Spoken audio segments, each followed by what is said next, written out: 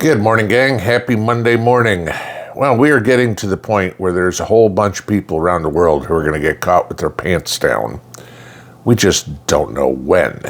And whether or not you care to believe what I'm going to tell you, whether or not you care to listen or act upon it, that's on you, okay? I'm just going to tell you what's out there, and you decide whether or not it's important to you or not.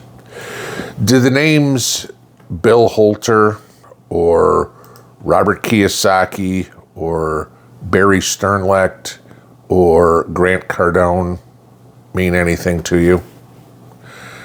They're all billionaires who have basically said, we're screwed financially, economically, that the economy is soon to collapse, to the point where Bill Holter has said it's coming so soon that there won't be an election in November. That's 5 months, guys. That's 4 months, a little more than 4 months away. That the dollar will completely collapse, and that anybody who still holds dollars will literally be bag holders. It will be Weimar Republic type stuff. The wheelbarrow is worth more than the money. Why are they saying this? Well, just this morning we have a bit of information out that might alarm people, okay? Norinchukin Bank in Japan is selling $63 billion worth of U.S. treasuries and other sovereign bonds, okay, to stay afloat. In other words, the bank's about to go under, okay? Then you have news that the FDIC has said that 63 banks, they're not naming which ones, with more than $500 billion in losses are about to go under. This is the FDIC saying this, 63 banks, okay? Then they also talk about trillions of dollars of losses on the books in a smattering of European banks. We are going into a black debt hole, all right? Then you have, on top of that, Yada, okay? If you have heard of that, we have them,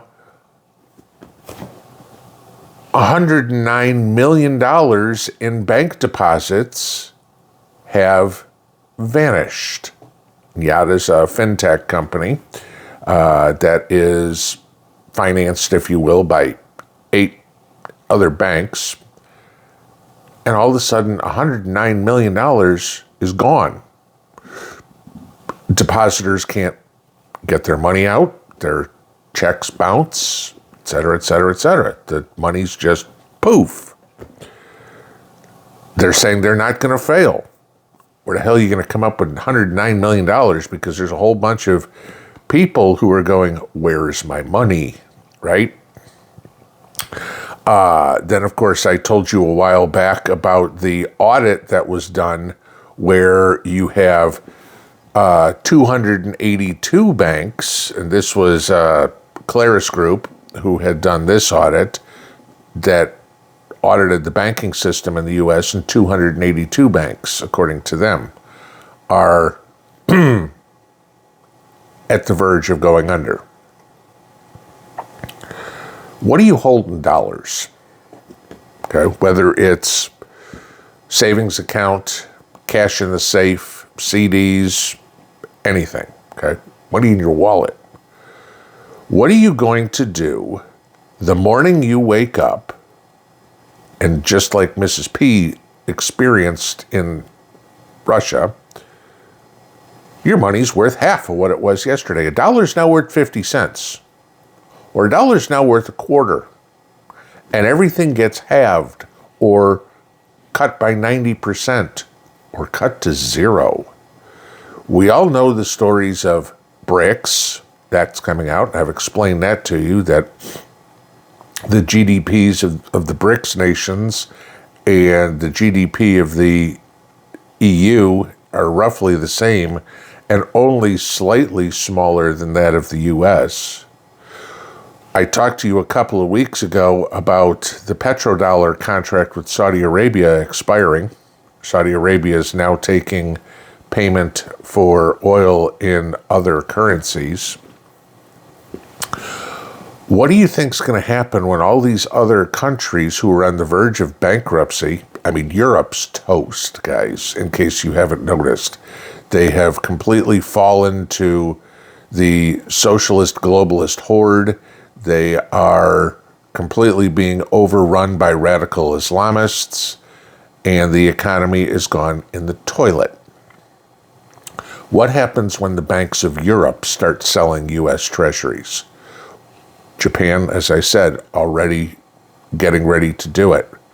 When the world starts dumping treasuries on the open market, we are going to see hyperinflation that is going to make the Great Depression look like nothing.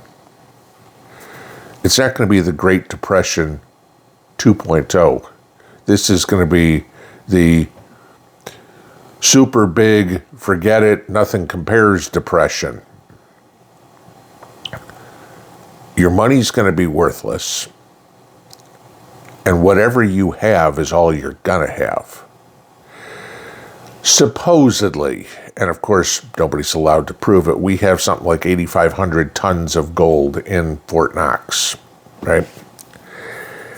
If our government wanted to convert the dollar to gold-backed currency again, the price of gold would need to be $125,000 an ounce. Do you see that happening? It'd be really interesting if all of a sudden any of the gold people held went up 60-fold, right? Yeah, people go, great, I got an ounce of gold upstairs. You know, I've got 8 ounces of gold. I paid $16,000 for it. I'm a millionaire, okay? And people be all thrilled.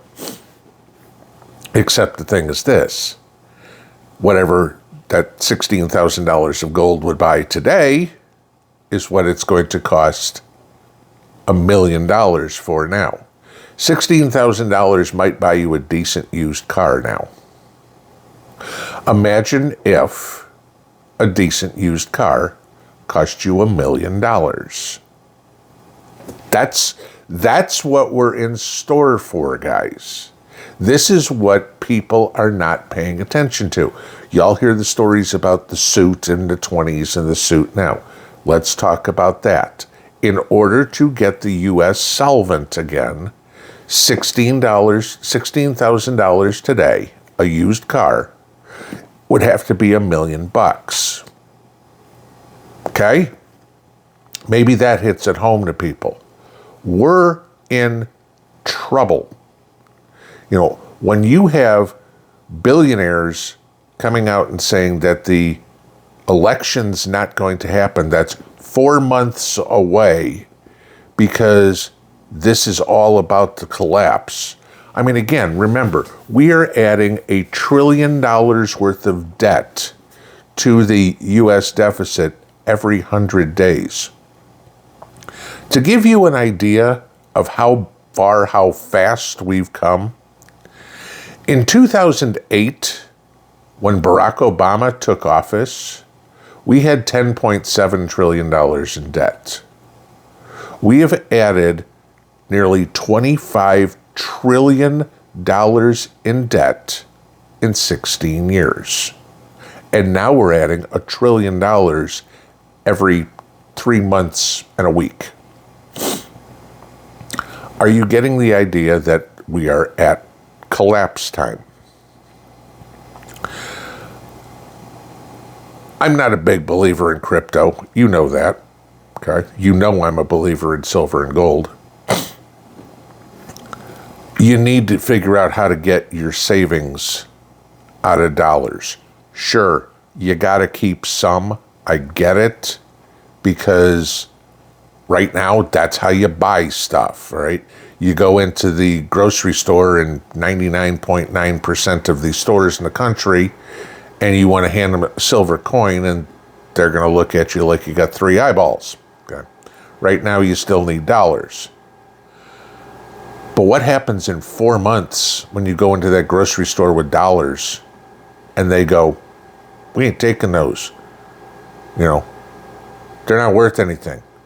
You know, gold, silver, maybe crypto. Okay, who knows? And then pick one of the thousands of cryptos that each store might take. Just telling you how that's going to work. If we don't have an election, which you've heard me say many times, I still give it a 50-50 chance. And I still am a believer that the number one thing that's going to take down the country, take down the world, is an economic crisis. This is starting to get to the point of everything's coming together. Let's bankrupt the U.S. economy, and therefore by bankrupting the U.S. economy, let's cancel the election. Gee, does that sound feasible? Does that sound like something that the Joe Biden, Barack Obama, Susan Rice, Hillary Clinton administration might pull? Yeah. Okay. You figure out what you've got to do to protect yourself. And I know I hear people say all the time, well, if gold and silver are going to be the only thing left, why are people selling it? Because this is still a capitalistic society. Some people don't believe in what I'm saying, what these billionaires are saying, et cetera, et cetera, et cetera. They're still like, okay, I got to make dollars. If I can buy it for 25 and sell it for 27, I make $2. That's what they're thinking. They're still working on that premise. As I said yesterday, there's 20 million people in this country who are enlightened. That means there's 330 million who aren't. Figure it out. I don't care if you've got $100 in your savings account. Figure out some way to get it out of dollars before they figure out how to get it out of dollars for you and make it toilet paper. But then again, we might have another toilet paper shortage, and then you can just wipe your ass with hundreds instead of lighting cigars. Pinball out.